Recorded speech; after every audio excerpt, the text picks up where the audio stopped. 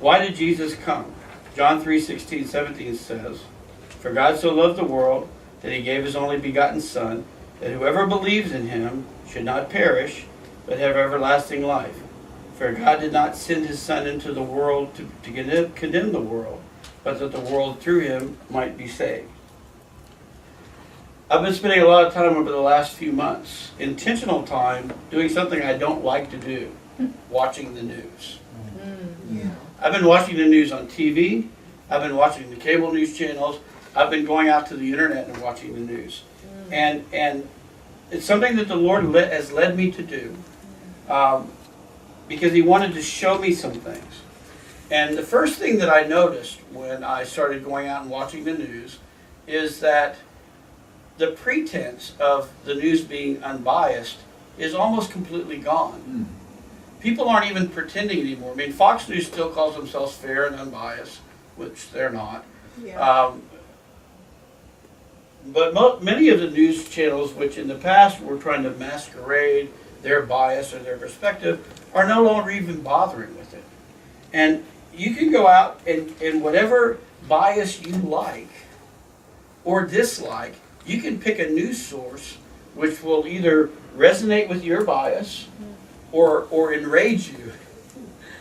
Okay, it'll take. There's news sources that will say, this is what's true, or this is what we think is true, and you'll go, yeah, I agree with that. And then you flip the channel or type in another URL, and you'll hit another one, and you'll go, this is completely wrong. This is totally baloney. This is totally absurd. And you can flip back and forth from one area to the other. So you can go, if you want just kind of the standard liberal viewpoint, you can go to the network newses. ABC, CBS, NBC, New York Times. They have what I call a standard liberal bias. It's been about the same, haven't really changed much. They're more bold nowadays than they were maybe 20 years ago. But that bias has been there. And 20 years ago, we would have an interview from a Walter Cronkite or a David Brinkley, and we go, boy, that guy's really liberal. Now they just are liberal straight out. They don't even hide it anymore.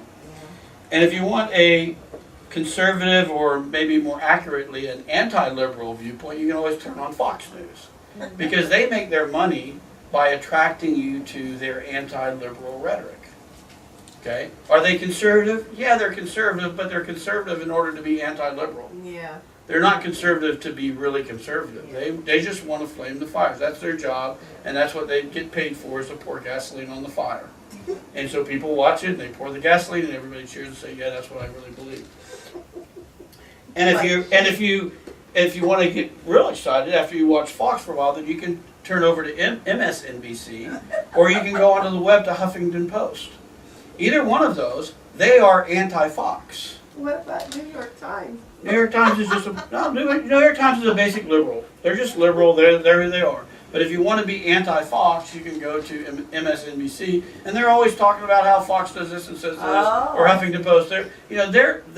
They're reporting their disagreement with Fox's disagreement with the liberals. Okay. And in doing that, they're pretending that they're actually reporting the news, but they're not.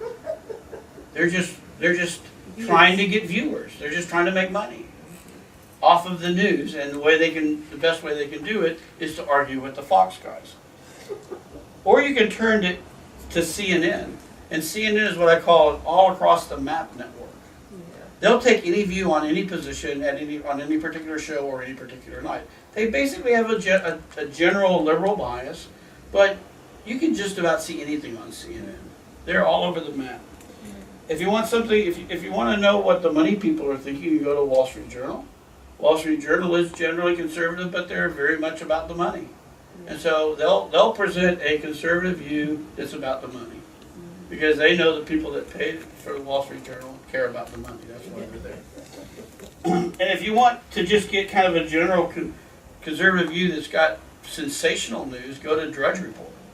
Just go to the Drudge Report on the web and click on any one of the little links. They have hundreds of links on there. You can click on any link, and you can find somebody that's throwing flaming arrows at something for some reason.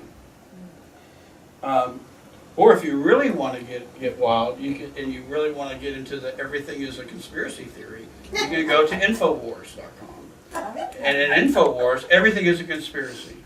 So every time there's an attack, every time there's a death in a school or an attack on it, it's a false flag.